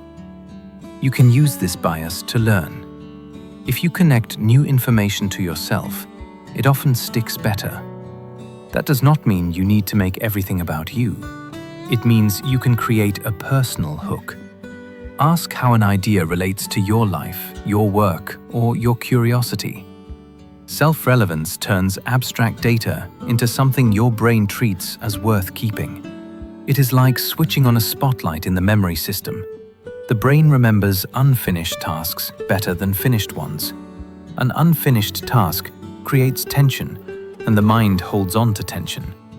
If you stop mid-problem, part of your brain keeps the goal active, as if it is waiting to complete the loop. That can make the task easier to return to later, because it never fully left your working set. This is why a cliffhanger pulls you into the next episode. It is also why you might keep thinking about an unanswered email while trying to relax. The brain is not being petty. It is trying to protect a goal from being lost. Psychologists have studied this effect for a long time, and it helps explain why starting can be more important than finishing. Once you begin, the mind is more likely to carry the thread forward. You can use this strategically in study. Stop while things are going well, not when you are exhausted. Leave a small puzzle unfinished. Your brain will keep turning it over, and re-entry will be easier. You can remember more by chunking information into patterns. Your mind is better at holding patterns than scattered items. If you see a long string of letters, it is hard to keep. If you recognize it as several familiar groups, it becomes manageable. This is chunking, and it is the secret behind many memory feats. Chess experts can glance at a board and remember positions not because they have bigger memory, but because they see meaningful clusters. Musicians do the same. They do not remember every note as a separate object. They remember phrases and structures. Chunking turns many pieces into one unit with internal order. You can practice it in everyday learning. Instead of memorizing a list, look for categories. Instead of memorizing a process, look for stages. Instead of memorizing a speech, group it into beats. The goal is not to compress for speed. The goal is to compress for meaning. When information becomes a pattern, it becomes easier to hold and easier to retrieve. Familiarity can feel like memory even when details are absent. Sometimes you walk into a place and feel certain you have been there, yet you cannot recall when that sensation is familiarity, and it can exist without full recollection. It is a quick signal that something matches stored patterns, even if the brain cannot retrieve the episode attached to it. Familiarity is useful because it helps you navigate quickly. It tells you what is likely safe and known. Yet, it can also mislead you. A face can feel familiar because it resembles someone else. A storyline can feel true because it follows a common pattern. That is why you can recognize a name yet not know who the person is. The brain is giving you a warm ping, not a full file. This separation between familiarity and detail is part of why memory can be confusing.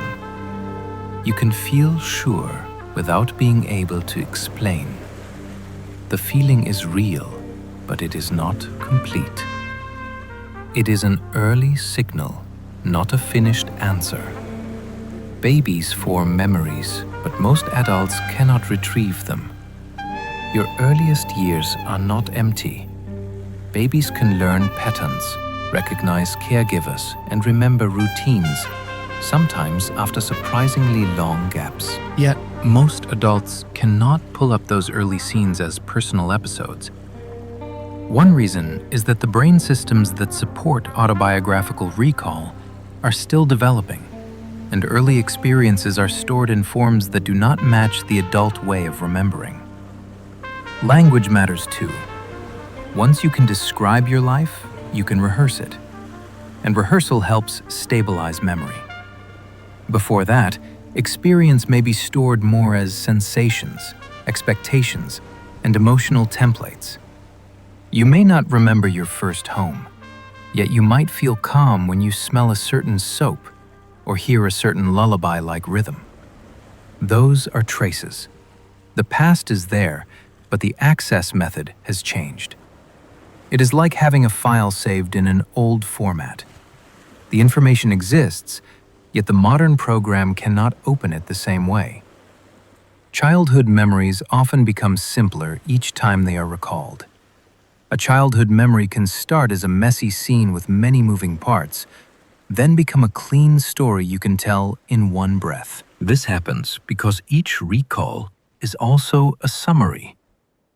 You select the key moment, you trim the background, and you keep what fits the meaning you took from it. Over time, the memory can lose texture. The weather disappears. The exact words fade. What remains is the lesson, the feeling, and the headline you repeat. Family storytelling can speed this up. If the same anecdote is told at gatherings, it becomes polished for laughter or comfort, and the polished version can replace the original. This is not necessarily loss. It is memory doing what it does best, turning lived chaos into usable meaning. Still, it can surprise you when you meet someone from your past. They may remember different details, and suddenly you realize your simple story was only one angle on a larger day. Teen years create many lifelong memories called the reminiscence bump. Ask many adults to name vivid memories, and a cluster often appears from the teenage years and early adulthood. This period is packed with firsts. First independence, first deep friendships, first heartbreaks, and big risks. The brain is also building identity at high speed, and identity makes experiences feel important. When something becomes part of who you believe you are, it tends to stick. There is also a cultural layer. Music, fashion, and major events during adolescence become reference points you return to for decades, which keeps those memories active. Even ordinary moments can shine because they happened while your mind was forming its long-term preferences. Later, those years can feel larger than life, not because life was objectively richer, but because the brain marked more of it as defining. The reminiscence bump is like a bright ridge on the timeline, where memory stored extra detail while your future self was being assembled.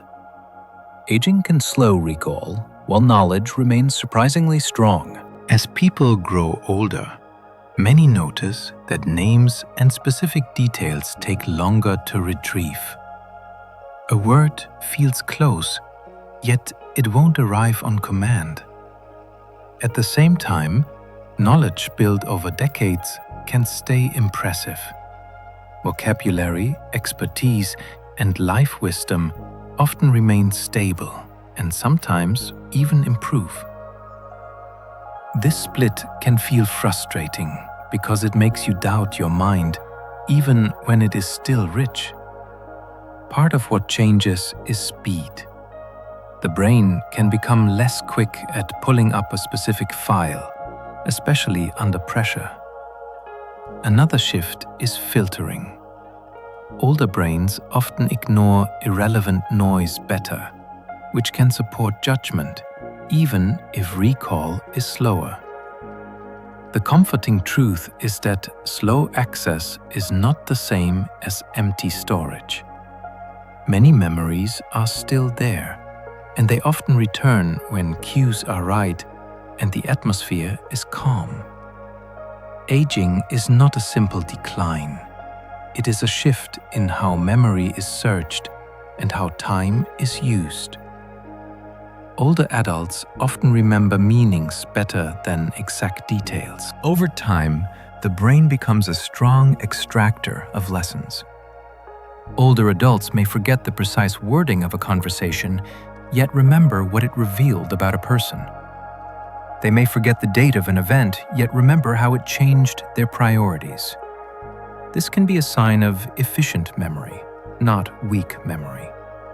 Meaning is what guides decisions, and decisions matter more than trivia. It is also why older people can be excellent advisors. They hold patterns across decades, and patterns are built from meaning. Detail memory can still be strong in many individuals, but the default emphasis often shifts toward the so what. This shift can also make stories more satisfying. The plot points may blur, yet the message becomes clearer. If you want to support detailed recall in older adults, gentle cues help. Photos, places, and patient time can bring back specifics. Still, the meaning first style has value. It is memory becoming more like wisdom and less like a diary. Bilingual minds can store memories with different emotional tones. If you speak more than one language, you may notice that certain feelings land differently depending on which language you use. A compliment can feel warmer in one language, while a scolding feels sharper in another. That is because language is not only words, it is context. It carries the sound of your childhood, the rules of your household, and the social world where you learned it. Memories linked to one language can therefore come with a particular emotional color. A story told in your first language may bring back the mood of home. The same story told in a later language may feel more distant, more like a report. This can matter in therapy, in relationships, and in daily self-talk. Switching languages can change how easily certain memories come up and how strongly they hit. It is not that one language is truer. It is that each language is tied to a different set of experiences, and memory travels along those ties. Your first language can unlock older, deeper memories. A first language is often wired into the earliest layers of your social world. It is the language of lullabies, childhood arguments, nicknames, and family rules. Because of that, hearing it can reopen doors that feel stuck in other languages. A phrase can bring back a relative's voice. A familiar expression can revive a long-forgotten scene, not as a clear picture, but as a feeling of being young again. This is why people who learned a second language later sometimes feel more emotionally exposed when speaking their first. The words are closer to early identity, and early identity is tied to deep memory. In some cases, older adults who struggle to find words in a later language can still speak their first fluently, especially under stress or fatigue. The older pathways can be more resilient. Your first language is not only communication, it is a key ring. It can unlock drawers of memory that were packed away before you had the vocabulary to label them. Dreams can remix memories into strange new combinations. Dreams often feel like nonsense, yet they are built from familiar ingredients. The brain pulls fragments from recent experiences, older memories, and emotional concerns. Then, it blends them into new scenes. A coworker appears in your childhood home. A school hallway turns into a train station. These mashups can feel surreal, but they reveal something real about memory. The brain is not only replaying, it is experimenting. It is testing connections, exploring themes, and sometimes softening emotional charge by moving it into a new setting. This remixing can also support creativity. When you wake with an odd dream image, it can spark an idea because it links concepts that rarely meet in daytime logic. Dreams are not a perfect message from the unconscious, and they are not random noise either. They are memory networks in motion, running without the usual rules and discovering new paths through what you already carry. Lucid dreamers can sometimes signal awareness while still asleep. In lucid dreaming, the dreamer realizes in the middle of the dream that it is a dream. What makes this state especially fascinating is that some dreamers can communicate that awareness outward. During sleep, most muscles are effectively offline, yet eye movements still show through. Lucid dreamers can use planned eye patterns as signals, like tapping on a window from inside sleep. Researchers have used this to ask simple questions, then receive answers through eye codes or subtle facial movements. The exchange is limited, but the implication is huge. Part of the mind can be dreaming, while another part can track instructions and respond deliberately. It is a split-screen form of consciousness. For memory, lucid dreaming is interesting because it can change how dreams are remembered. Awareness can make the dream more stable and easier to report after waking. It can also let dreamers practice skills or face fears in a controlled way. The sleeping brain is not sealed shut. Sometimes it can wave back. A sound during sleep can strengthen one chosen memory. If you pair learning with a specific sound, the sound can later act like a handle that the sleeping brain can grab. In lab studies, people learn information while a soft cue is present, like a particular tone. Later, during sleep, the same cue is played very quietly without waking the person. The brain can reactivate the linked memory trace as if it is briefly reopening the file to reinforce it. By morning, recall for the cued material can improve compared with similar material that was not cued. It is not a shortcut to knowledge you never learned. It is a way of strengthening what you already laid down. The intriguing part is that this happens while consciousness is offline. Your brain is still listening, still sorting, and still deciding what deserves to stay. The night is not just rest, it is rehearsal. And a simple sound can sometimes guide the rehearsal toward one chosen thread. Memory is shaped by culture because stories teach what matters. What you remember is influenced by what your world trains you to notice. In some cultures, people recall experiences through relationships and group roles. In others, memories are framed around personal choices and individual milestones. The stories you hear growing up teach you which details are worth keeping. They also teach you how to package a memory. Is it a moral lesson? Is it a funny anecdote? Is it a cautionary tale? Over time, your brain starts encoding life in that style. Even your earliest memories can be shaped by family storytelling. If your relatives often retell a certain moment, that moment becomes easier to access and it can start to feel more central than other events that were just as real. Culture does not only shape what you say about the past, it shapes what your mind saves in the first place. Because memory is partly a tool for belonging. Place memory can guide you home using landmarks you barely noticed. You can navigate through a neighborhood while thinking about something else, then still turn at the right corner. That is place memory working in the background. Your brain quietly records layouts, distances, and landmark patterns, even when you never intended to memorize them. Later, a single cue can guide you. A particular tree, a storefront color, the slope of the sidewalk.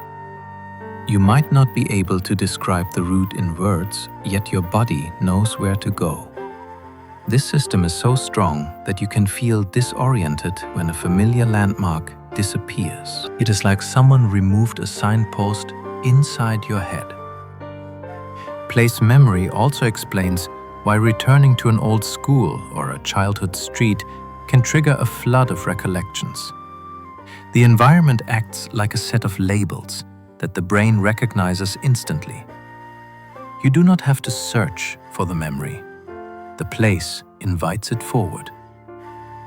The brain stores taste memories to protect you from poison. Taste is tied to survival, so the brain treats it with special caution. If you eat something that makes you sick, you can develop a powerful aversion after just one experience. The flavor becomes linked to danger, and the link can last for years. This is called conditioned taste aversion, and it is so strong that it can override logic. You can know the illness was caused by a virus, yet the food still feels wrong. From an evolutionary view, this makes sense. It is safer to avoid a risky taste than to debate it. The system is also selective. Smell and flavor are stored together because smell helps identify food before you swallow. This is why nausea can be triggered by a scent alone. Taste memory is not designed to be fair. It is designed to be fast. It is one of the clearest examples of memory acting as a bodyguard, making a sharp rule so you do not repeat a deadly mistake. Pain memory is often distorted, and it shapes future choices. People rarely remember pain with perfect accuracy. Later, you might recall a medical procedure as worse than it was, or you might downplay an injury you survived. The brain often stores a summary of pain rather than a full recording. That summary can be influenced by the peak moment and by how the experience ended. This distortion matters because it guides decisions. A memory of intense pain can make you avoid helpful treatment. A memory that feels smaller than reality can make you take risks again. Pain memory also interacts with fear and expectation. If you expect something to hurt, the experience can feel sharper. If you feel safe and supported, pain can feel more manageable. The mind is not trying to deceive you. It is trying to compress a complex experience into a guide for future behavior. Your choices tomorrow are shaped not only by what hurt, but by how your brain remembers it hurting. Anticipating an event can begin forming the memory early. Memory does not start at the moment something happens. It can start when you look forward to it. When you anticipate a first day, a reunion, or a performance, your brain begins building a scaffold. You imagine possible scenes, you rehearse outcomes, and you attach emotion to what has not occurred yet. That preparation can make the eventual event easier to encode, because it already has a framework. It can also bias what you remember. If you expect rejection, you may notice every small cue that supports that fear. If you expect joy, you may focus on warmth and connection. Anticipation is like choosing the camera angle before the scene begins. It affects attention, and attention affects what gets stored. This is why waiting can feel so vivid when you look back on it. You are not only living in the present, you are also living in a predicted future, and that prediction becomes part of the memory itself. Imagination and memory share brain circuits, which can blur the line between them. The brain uses overlapping machinery to recall the past and to imagine what lies ahead. Both processes require building a scene from pieces, including people, places, and emotions. This is useful because it allows you to plan. You can mentally practice a conversation before it happens. You can rehearse a route before you travel. Yet this overlap has a downside. When you imagine something again and again, it can start to feel familiar, and familiarity can be mistaken for truth. This is one reason daydreams can feel strangely real when you think back on them. It is also why visualizing success can be powerful, but also misleading if rehearsal is confused with achievement. The brain is a simulator, and simulation uses memory ingredients. Your imagined worlds are built from the same blocks as your remembered ones. When the boundary blurs, it is not because you are careless. It is because the brain reuses efficient tools, and sometimes the reuse comes with confusion. The brain predicts the future using patterns from stored memories. Much of perception is prediction. Your brain is constantly guessing what will happen next, and it uses past patterns to do it. If you have learned that a stove is hot, you pull your hand back before you touch. If you have learned that a friend's pause means they are upset, you respond before they speak. These are memory-based forecasts. They make life efficient because you do not have to solve every moment from scratch. This predictive skill also shapes what you notice. You tend to see what you expect, and you miss what does not fit. That can be helpful in a familiar environment and risky in a new one. Prediction is a shortcut that saves energy. It is also why habits form. The brain recognizes patterns and automates responses. Memory is not only for looking backward, it is a tool for steering forward. Your future choices are guided by the invisible library of patterns you have already lived. You remember best when you feel safe, calm, and focused. A brain that feels threatened is built to escape, not to learn. When you feel safe, the nervous system can shift out of high alert and attention becomes steadier. Steady attention gives memory a clean signal to encode. Calm also reduces interference. If your mind is racing, new information has to compete with worry. Focus is the final ingredient. Even in a safe place, you can lose memory formation if your attention is fragmented. This is why a quiet study session can outperform hours of anxious effort.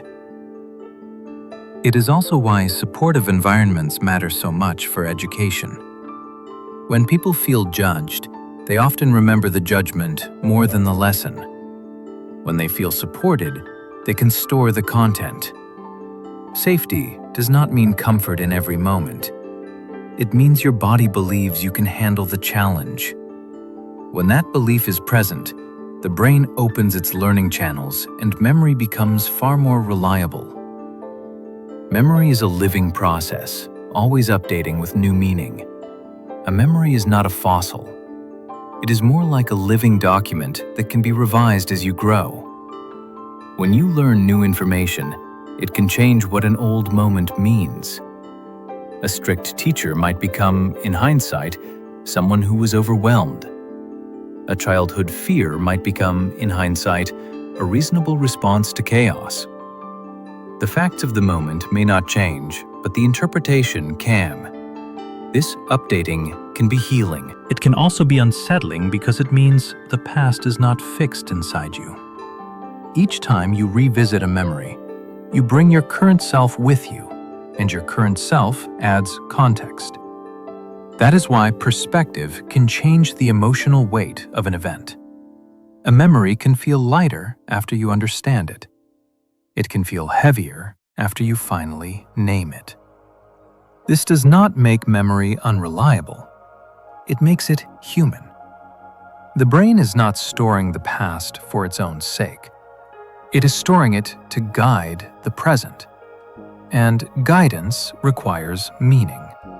Without forgetting, the mind could drown in details and lose patterns. Forgetting is often treated as failure, yet it may be one of the brain's most important design features. If every detail stayed equally vivid, your attention would be constantly hijacked by irrelevant noise. You would struggle to generalize because every experience would feel unique and unconnected. Forgetting helps you extract patterns. It allows the brain to compress life into useful rules like recognizing a friend's mood without recalling every past conversation. It also reduces interference between similar events, which makes decisions faster. Imagine remembering every time you parked a car in a lot. The memories would overlap and compete, and finding today's location would become harder, not easier. Selective forgetting protects clarity. It lets you keep the gist and release the clutter.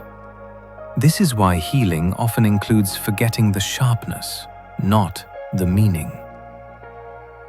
The mind needs space to think. Forgetting creates that space.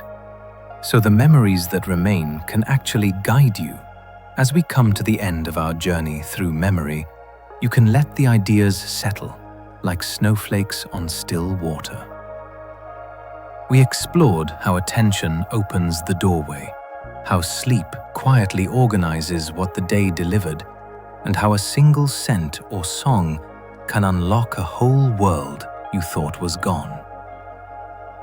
We noticed that memory is not one thing. It is a collection of systems. Some hold stories, Some hold skills. Some hold meanings that outlast the moment you learned them. We also looked at the gentler mysteries and the sharper edges. How emotion can spotlight a moment. How stress can distort. How confidence can feel like certainty even when the details have drifted. And through it all, we return to a calming truth. Memory is alive, and it is always learning what matters. If you've enjoyed this gentle journey, you're welcome to like, subscribe, or leave a quiet comment. It helps more curious minds find their way here, especially when the day has been long. Now, you don't need to hold on to any of it. Let the facts loosen their grip. Let your shoulders sink. Let your jaw unclench. Take a slow breath in and an even slower breath out. Allow the mind to do what it does best at night: to sort, to soften, to file away what's useful, and to release the rest. And if you're still awake, there's another video waiting for you on the screen now. You can follow it like a gentle step into the next room and let your thoughts keep slowing down. For now, rest. Let the present be enough. Sleep well and good night.